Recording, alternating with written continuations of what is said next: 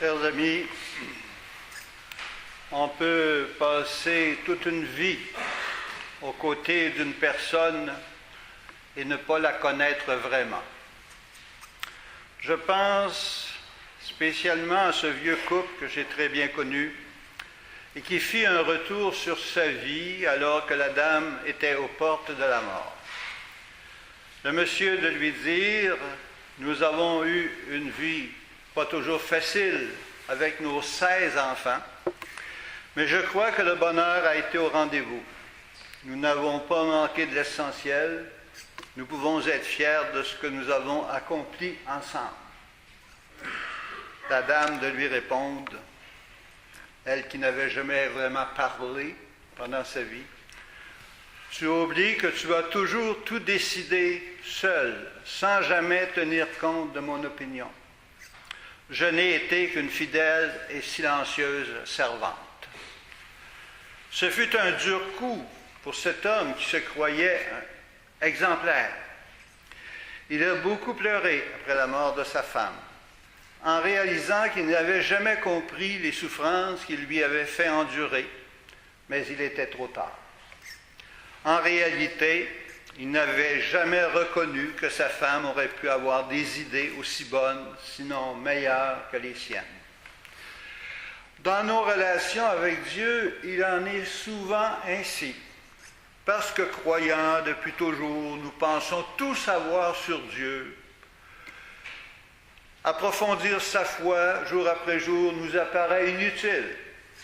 Je me souviens encore de la réaction de certains parents et même de certains grands-parents quand nous avons exigé des jeunes parents de vivre une rencontre préparatoire au baptême. Dans certains cas, et je n'exagère pas, les gros mots ne manquaient pas pour nous dire l'inutilité d'une telle exigence. On en savait assez sur Dieu, sur ses croyances et sur l'Église. On n'avait pas de temps à perdre. Tout cela dans une inconscience complète de l'ignorance religieuse qui gagne du terrain de jour en jour depuis plus de 40 ans.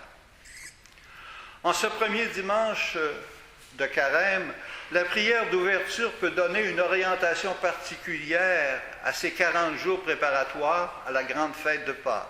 Nous avons demandé, dans la prière d'ouverture, « Accorde-nous, Dieu Tout-Puissant, tout au long de ce carême, de progresser, je dis bien de progresser dans la connaissance de Jésus-Christ et nous ouvrir à sa lumière pour une vie de plus en plus fidèle. Progresser dans la connaissance de Jésus-Christ pour lui être de plus en plus fidèle. » Voilà le sujet d'un beau programme, car nous n'aurons jamais fini d'en apprendre sur Dieu, qui s'est fait proche de nous en Jésus, son Fils, et continue à nous être présent par son Esprit. Aujourd'hui, la parole de Dieu rappelle que nous devons en apprendre pour résister aux tentations et grandir dans la foi. Et la première tentation que Dieu a affrontée le Christ après 40 jours de jeûne et de prière au désert, ce fut la tentation de la vie facile, où seuls les biens matériels suffisent. « Ordonne que ces pierres deviennent des pains », lui dit le tentateur. La réponse de Jésus précise que notre vie sur terre ne doit pas se dérouler seulement à l'horizontale, mais qu'elle doit prendre de la hauteur, car ce n'est pas seulement de pain que l'homme doit vivre, mais de toute parole qui sort de la bouche de Dieu. Voilà une dimension importante de notre vie, facilement oubliée, tellement nous sommes préoccupés par les biens matériels et tout ce qui s'y rattache. Il faut que l'humain en nous reconnaisse la nécessité de protéger et de nourrir ce qu'il y a de divin en lui. Voilà pour une première suggestion en ce début de carême, pour progresser dans la connaissance de Jésus le Christ, ne pas oublier de nourrir ce qu'il y a de divin en nous. La deuxième tentation, c'est celle d'en appeler au Seigneur Dieu pour nous soustraire aux conséquences de nos bêtises, de nos imprudences, de nos erreurs. Jette-toi en bas du temple, et si tu es le Fils de Dieu, les anges te porteront sur leurs mains, de peur que ton pied ne heurte une pierre, lui dit le tentateur. En d'autres mots, dans notre langage moderne, en tenant compte des situations d'aujourd'hui. Je n'ai pas pris le temps de connaître mon conjoint par de sérieuses fréquentations et aujourd'hui, il me laisse seul avec 2 enfants.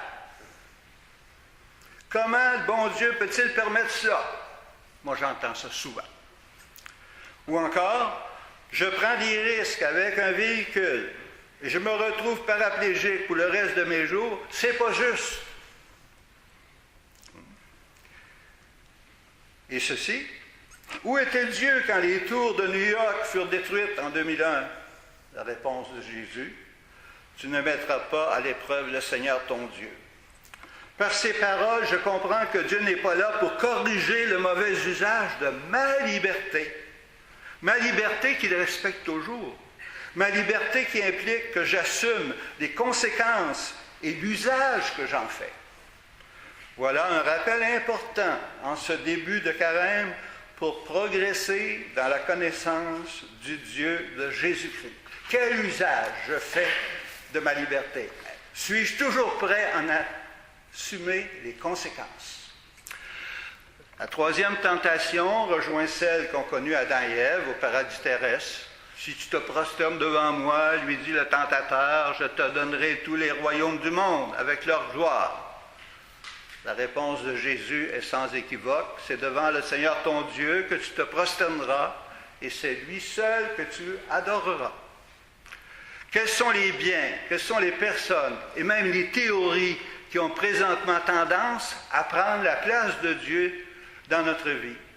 Seul Dieu mérite adoration et louange de notre part. Tout le reste peut être apprécié dans la mesure où notre rapprochement de Dieu en est favorisé.